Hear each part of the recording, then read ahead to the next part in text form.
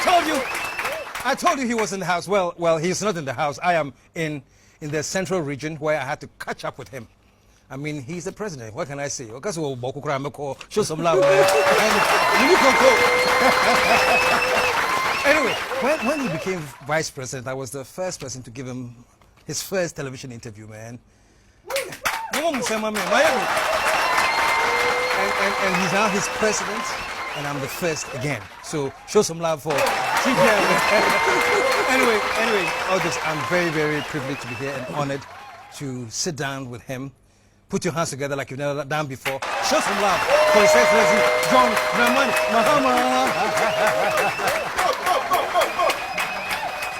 I won't say welcome to the show, but I actually, welcome to the show. You welcome to the show. First question I want to ask you, Your Excellency, the day that Professor Mills died, where exactly were you? At what time did you hear the news and your reaction? I was in the office. We had gone for a program at the International Conference Center that Prof was supposed to attend. This was the launch of Brand Ghana. And then he had left a minute asking them to tell me to represent him. So I did that together with the Chief of Staff. And then when we finished, we came back to the office. And so I went straight up to my office and started to work. I had a courtesy call by General Obasanjo. He was coming to give a lecture at UDS, a lecture series that UDS had instituted. And he was paying a courtesy call on me before continuing to Tamale. So I was just preparing to receive him, you know, when I got a call from the Chief of Staff. Remember, I had come back with him from the conference center. And then he said he had just been called to the residence and that Prof was not feeling well. And so they had called for an ambulance and they were going to take him to 37. So I said I was receiving General Obasanjo, and when I finish, I'll follow up to the hospital. And so I went ahead and received the general. And then when I finished, I came to my office to pick up my mobile phones. It was at that minute, that time, I think I was about, if I remember properly, it was about 2:30 thereabouts, almost 2:30. And then I got a call from the Chief of Staff. And he asked where I was. And I said I was just leaving to come and join them in the hospital. And then he said I should wait in the office, that there was no need to come, and that the president had just passed away. This was about 2:30, or shortly before 2:30. And it was a very sad day. I just collapsed in my chair and broke down and wept like a baby. And it's not something I like to recall. Yeah. So that evening, here you are, you know, have to be sworn in as president, and we could tell you were tensed up. What was going through your mind as you are swearing in and this whole? Now what happened was, after this had happened, my ADC locked up my office, and so I was in the office by myself, just trying to gather myself. I was there for about an hour when the Speaker, Honorable Dua Jahu, the Attorney General, and some other people came to see me. And so my ADC called on the intercom and said they wanted to see me. So I went into the little washroom and washed my face to try and look a bit composed. And so they came in and said that they had referred to the Constitution and that the swearing in must take place immediately as soon as possible. I protested. I thought that we could do it the next day because I just didn't see how I could bring myself to go through a ceremony like that with the kind of tragic news that one had received. But they were insistent and said that by the provisions of the Constitution, you know, there didn't have to be a vacuum left. And so they were going to recall Parliament because Parliament had been adjourned for the day. And despite my protestations, I mean, they insisted and said that Parliament will convene at 6 and that the swearing-in will take place at 7:30. And so what I did was to close and go home and try to you know, get myself together to be able to go through something like that. It was a very difficult time. I prayed to God to give me the strength to go through it. I slept for a while.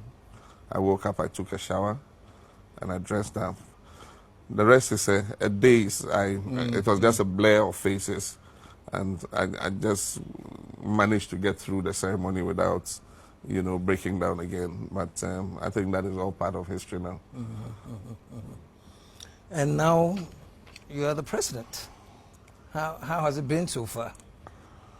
I'm lucky to have served with a person like Professor Mills. I guess that the period of working as his vice president probably prepared me for the moments, you know, that were to come later. He's a person of resilience, you know, and he has great faith in what he does. And he also is a very tolerant person, very patient, you know. In those ways, my disposition and his are similar because I also have a very long fuse. I don't get angry easily.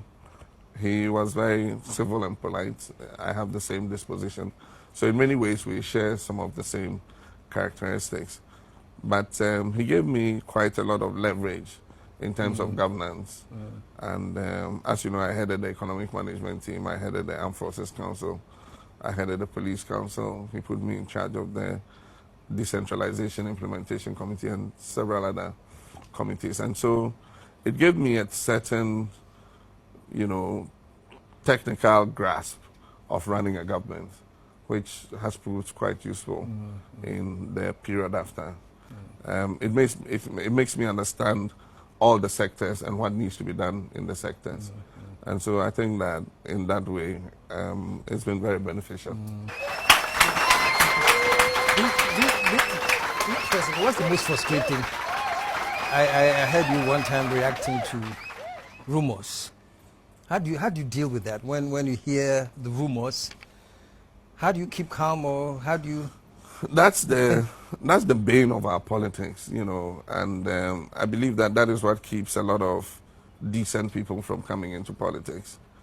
I mean, somebody will sit and concoct a story about you, and if you weren't yourself, you believe it. Seriously. No, you just take half-truths and weave a whole story about you. Everybody else will believe it. It's only you who knows yourself who will say this story is not true. You know, and there have been several like that. I give a recent example. We went to the north on a campaign.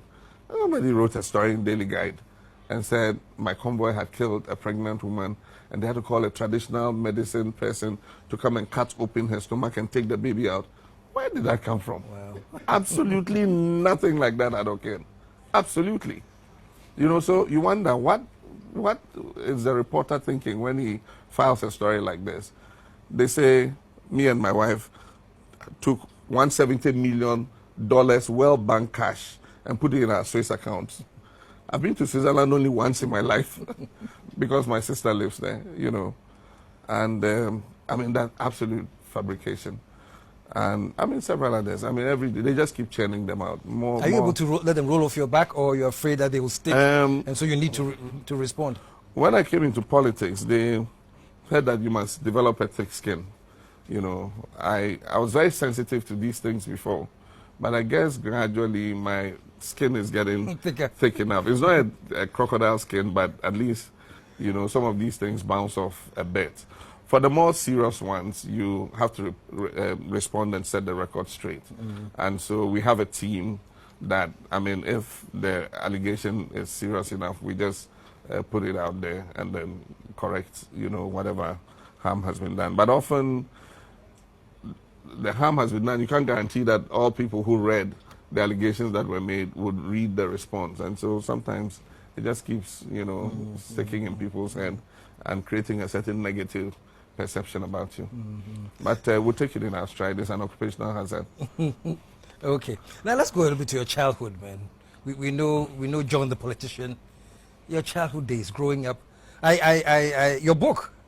Congrats. I didn't know you were a writer as well. Is there a writer at you somewhere? It's my first book. Yeah. Yeah, but I have had a attempt at writing. You know, I have a training as a media person. Okay. And so I have been contributing features to newspapers. And recently, even as vice president, I kept writing features for online newspapers and all that. So I do have a flair for writing. But this book... The chapter on bullying, Yeah. I seem to think that is one of the funniest chapters I ever... Can you share that? Yeah, I will. This book was triggered by my father's death. And so it's dedicated to my father. A lot of it is about my father. But there's a chapter in there that talks about my days in Achimota Primary School. And I had two friends. And we had this student who came and joined us, I think in class 3. And he was stocky and well-built and much older than all of us. And so as soon as he came into the school, he started to push us around, order us around, and he became our own certified bully. You know, he really molested us, you know, abused us and all that. Then one day he came out with a decree. You know, between meals, we had snacks. So after breakfast, sometime around 11, they'll give us a piece of cake or something, and then we have lunch. Then in the afternoon, about 3:30, they'll give us, you know, some fried plantain and granuts or something like that, you know. And then he came and passed an edict that we were to deliver our afternoon snacks to him every day, and he would decide what to do with them. So religiously went and, you know, gave it like an offering to him, and he would divide it disproportionately, you know, give you the smaller piece, and then he'll keep the bigger piece. And he'll do it for all 10 boys in the dormitory. And then he'll keep it and keep munching the whole day, the whole afternoon till evening. Then the next day, the cycle is repeated. So one day, with two of my friends, we decided to, you know, rebel. And so we agreed on the plan and everything. And the D-Day came. We had organized our coup speech and all that. And so when we went and took the snacks, I took my snack, and according to the agreement, we were to eat the snacks and go empty-handed. So I started eating mine, and I munched the whole thing. At that point, my friends, you know, like, got scared and decided that we should postpone the day of the coup d'etat. But I'd eaten mine already. So what was I to do? They said they'll go and give a story that my snack fell in the sand and something, you know. But I realized there was no turning back, you know. So when we got to the bully, to the dormitory, he asked where my snack was. So I immediately launched into our coup speech. You had prepared a coup speech? Oh, we had prepared a coup speech. I said our fathers pay our fees, and the fees pay for our snacks, and so he had no right taking the snacks from us. And that from that day on, I wasn't going to give him my snack. Oh, he beat me. He kicked me, I fell down, he punched me, you know, and he was stronger than me. So afterwards, he let me go. The next day, I ate my snack. You ate it again? I ate it again. There was no turning back. I ate it again, he beat me. The third day, I ate it again, he beat me. Then after the third day, he made an announcement and said, okay, Mahama is exempted from the snack, you know, edict. But all of you keep bringing your snacks, okay? So you got the exemption? I got exemption, yeah. It's an incident that just stuck in my mind. I mean, he was a real bully. I mean, if he was going to the bathroom, he would ask you to pick his sponge and towel and follow him, and he will walk like a king, and then you follow him with his towel and his sponge and all that. Do you remember his name? I do. I've changed his name in the book.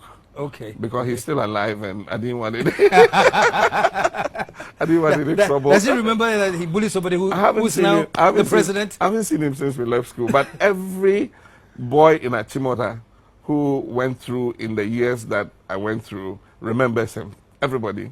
If I mention it, anywhere people read it, they say, oh, yeah. That's the guy.